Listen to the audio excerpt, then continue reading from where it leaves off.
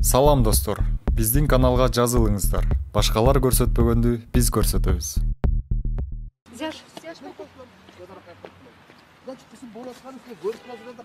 Менде сурап атасыңар да кысым бар, куугунтук бар. Мен мындайлардын полицейский чогулардын Далайын Акаевдин оонда Бакиевдин оонда көрүп келгем. И көрүп жатам. Мен эти бар калбайм эч. Не сохранилось? Буга чейин КСДП Атамбаевдин айтканын шайлап, Атамбаевдин айтканын кылып келген. Ким? КСДП партия. Сиз айттыңыз, Атамбаев айтты, биз шайладык. Мен айттым, сага айттым да. Азыр бул жерде интервьюда айттыңыз да. Не деп айттым? Кана айтып берчи. Сиз айттыңыз, Не деп айттым? Алмазбек Шарсенович, биз сизге айттык. Буга чейин сиз айтканды шайладык, түртүк эми жайлы десеңиз жайлабайбыз дедиңиз. Сен бир мындай сүйлөмдүн ортосунан элечи жүрүп алып туруп анан кайта не кылбады. Мен жалпы Атамбаевдин 6 жылдык шайлоо президенттик башкаруусундагы кетирген кемчиликтер бар баса айттым. Ошонун ичиндеги акыркы саясий кадамы ал өзүнө мураскерлик тандоосун айттым. Сиз танда дедиңиз, биз тандадык, шайла дедиңиз, шайладык. Бүгүн сиз жайла десеңиз, биз жайлай албайбыз. Анан кийин мен резолюцияга каршы чыктым. Анткени мен көпчүлүк коалициянын мүчөсүмүн. Өкмөттүн үстүндө көзөмөлдөп турган органдын биринде турганан мен өзүм оппозицияга чыга албайм да. Булардын мындай оппозицияга өттүктүгү деп мен өзүм кантип оппозицияга өтөм. Бул жана туура эмес болуп калат. Калгандар эки резолюция чыкты, мен каршы добуш бердим. Все, он занят. Болду, же дагы бар. Давай. Жо.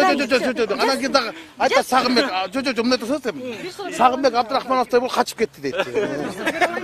Сатып кетти, басып кетти дейт. Айтыр, кандай ыңгайсыз да ыңгайлуу суроо барына жооп берем. Алмазбек Шаршенович буга чейин Равшан Жээнбековду уруу деп атап келбеди беле, анан бүгүнгү экөөнүн жолугушуулары. Аны Алмазбек Шаршен өзүнөн сурагыла. Ошо сиздин оюңуз кандай? Мен оюмду мен бирөөнүн оюн айта албайм да. Боюнча кандай ойдосуз?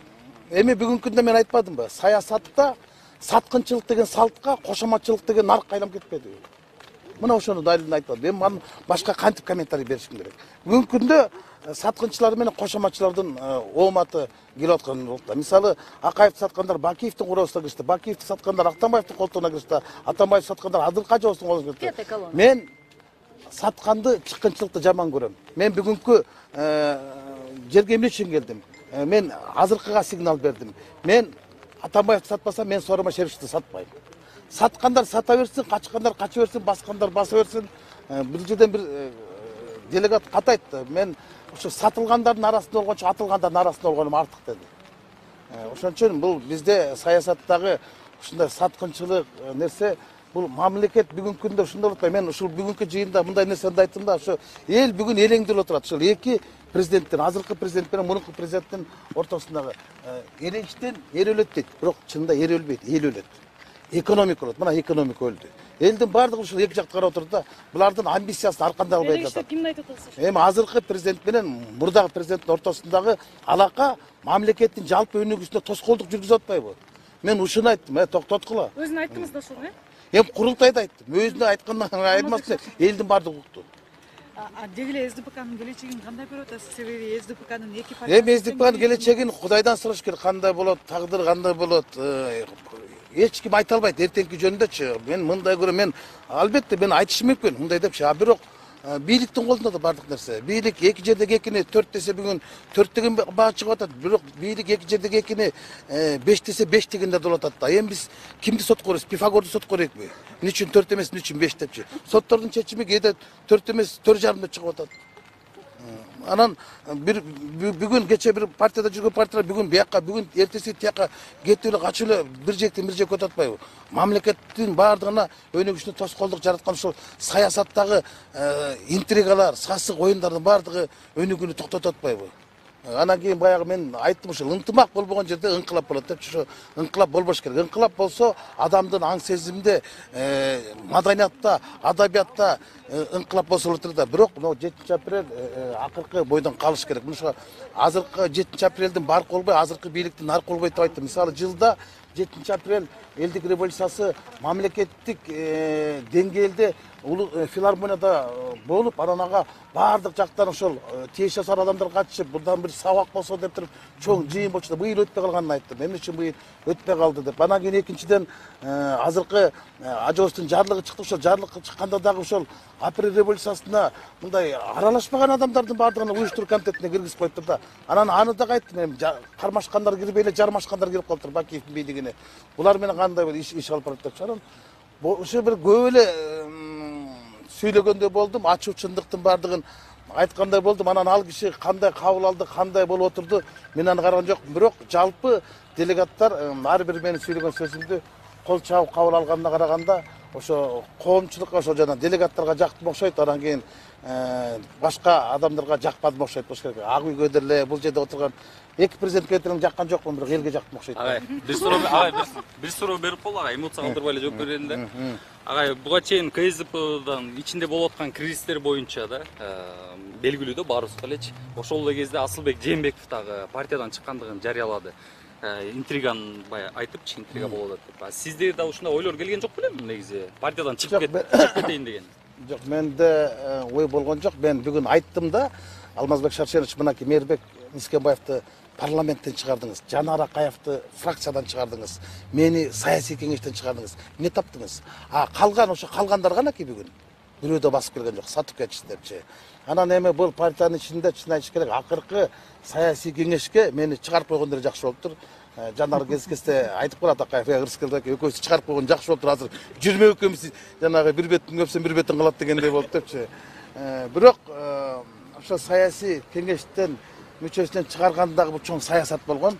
Анткени мен ошол кездеги фракцияда эң баштык кылып, фракциялык диктатурага жол бербегендиги үчүн каршы чыккандыгым үчүн жогорку кеңештин төрагасын тандоодо, шайлоодо каршы чыккан. Муну кечээ 5-де 5 немесинен көрдүңөр болуш керек. Бизде ошол кезде президенттин аппарат башчысынын орун басары ачык эле айтып берейин, Фарид Ниязов менен Икрам Илимжановдор келип отуруп, буну шайлайсың дейт. Анан депутаттарга келип отуруп, буну шайлайсың десе, биз кимбиз анда? Биз добуш берүүчү машинабызбы деп, жок, мен силер көргөзгөн Канат Исаевди эмес, мен Бакыт Төрөбаевди шайлайм деп каршы чыгып, Бакыт Төрөбаевди шайлагам. Эгерде мен ошондо таң көрө Канат Исаевди шайлап койсом, ал түрмөдө эмес, спикер болуп отурмак экен.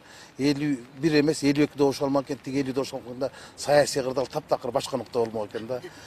Мени ошо саясий кеңештен чыгарып койгон негизги себептердин бири менин ошо саясий көз карашым, багытым ошондой болгон. Агай, тура агай. Ошол саясий кеңештен чыгаргандан кийин сиз ошол кезде өкүнгөн жок белеңиз? Аттың тигилердин айткан эле кыла берсем болот. Мен эми өкүнгөнүмдүн баардыгын бүгүн өкүнгөнүм дагы, өкүргөнүм да бүгүн айттым.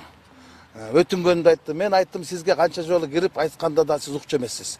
Ошо жан сакчыларыңызга ишеничиңиз, алардын баардыгы жамбакчы болуп чыкты. Жардамчыларыңызга ишенсеңиз, алардын баары жалганчы болуп чыкты. Мына жаныңызда киши калган жок, баардыгы басып кетти. Ошол кезде ушул карапайым делегаттарды уксаңыз болбок. Анан кийин партиялык тизмени түзүп дегенде дагы мына ушул жерде 20 жылдан бери жүргөн партиянын мүчөлөрүн алсаңыз болмок. Ушулар сатмак эмес, ушулар качпак эмес. Тилекке каршы сиз тандооңуз туура эмес болгон.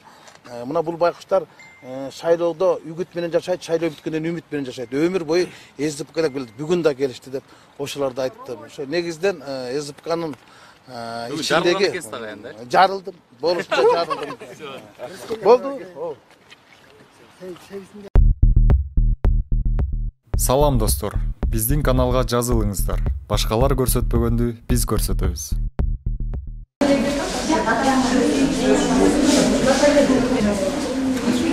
Açık yok ki.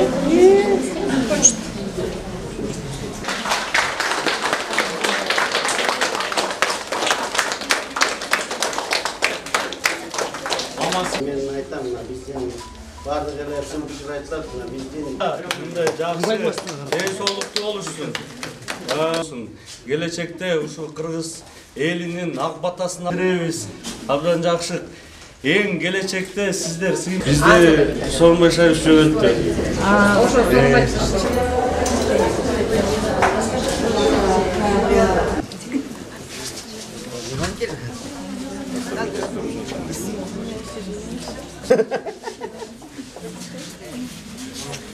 Gelin, vakıflı, davaylı, yakşı.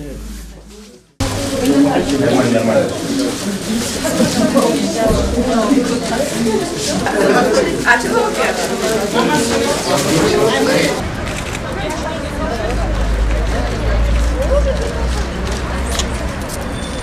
Балдарды көп тартпайды.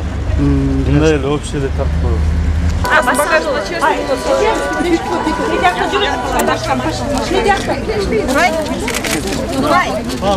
Азамат, гел.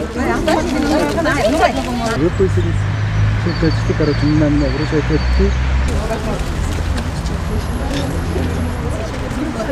Он по-английски говорит. Үч алабыз анда.